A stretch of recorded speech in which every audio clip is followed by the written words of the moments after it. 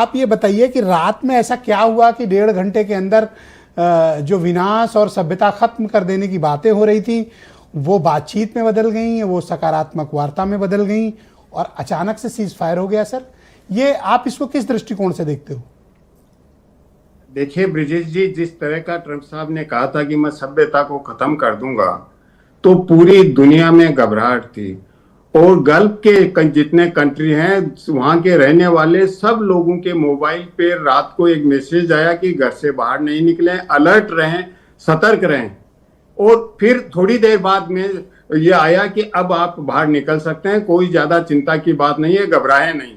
तो ये दो मैसेज आए हैं, इनमें बहुत कम समय का गैप था, क्योंकि पहले मैसेज इसलिए आया कि ट्रंप शायद कोई एटॉमिक एक्सप्लोजन कर सकते हैं या एटॉमिक बम डाल सकते हैं। फिर इसलिए आया कि ये बातचीत की प्रक्रिया आगे चल गई है कि सीज फायर हो रहा है।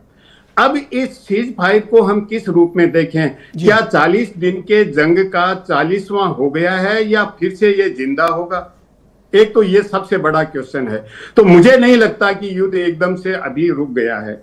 सीज फायर की बातचीत ये इसलिए शुरू हुई क्योंकि अमेरिका युद्ध जीत नहीं सकता था, ये अमेरिका ने रियलाइज कर लिया था। एक्सेप्ट एटॉमिक बम, इसके अलावा कोई रास्ता नहीं था।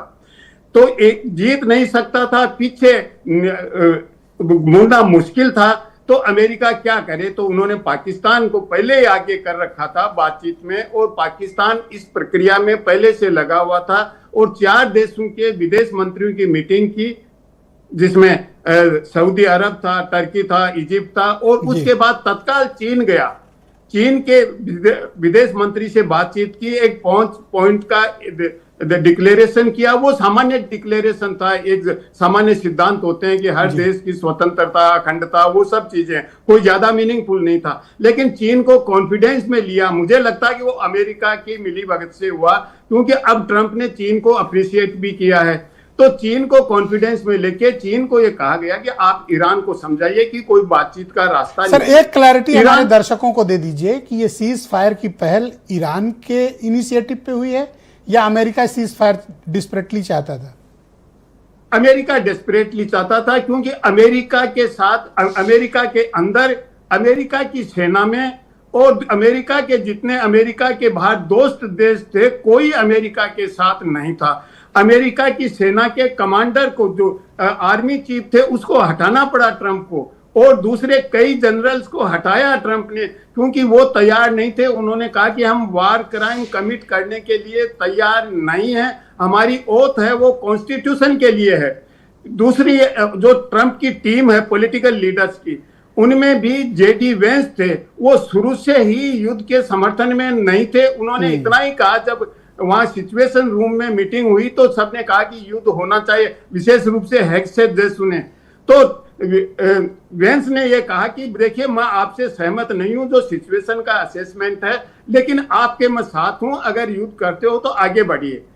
इस तरह की स्थिति थी। तो ट्रंप की टीम में डिफरेंसेस थे, अमेरिका के देश में थे, दुनिया में कोई साथ नहीं था। तो ट्रंप साहब ये चाहते थे कि कोई एग्जिट हो रास्ता। लेकिन अब दूसरी चिंता की बात यह है कि क्या जो अमेरिका का इजराइल से जो रिश्ता है, तो क्या वो उस अपने विक्रम को वो वेताल निकलने देगा आसानी से? तो मुझे लगता है कि नहीं निकलने देगा इजराइल, क्योंकि अमेरिका निकल गया तो इजराइल के लिए आप ये कहना चाहते हो कि अभी बातचीत सैबोटाज हो सकती है? बातचीत अभी शुरू ही ढंग से नहीं होगी, क्योंकि बातचीत शुरू होती है तो एक सौहार्दपूर्ण वातावरण होता है। वो वातावरण, ईरान ने ये कह दिया कि हम होर्मुज से जहाजों को जाने देंगे, हमारी सेना कोऑर्डिनेट करेगी, अपने पॉइंट दे दिए। दूसरी तरफ अमेरिका की साइड से जेडी वेंस ने कहा है कि ये फ्रेजाइल ट्रूस है अभी वहां हंगरी में। इसके साथ साथ ये भी कहा कि हम ईरान पे भरोसा नहीं कर रहे हैं। तो जो टीम को लीड कर रहा है वो ऐसा स्टेटमेंट दे। अमेरिका के विदेश मंत्री ने यह कह दिया कि ईरान ने तो हमारे से भीख मांगी, इसलिए हम कर रहे हैं।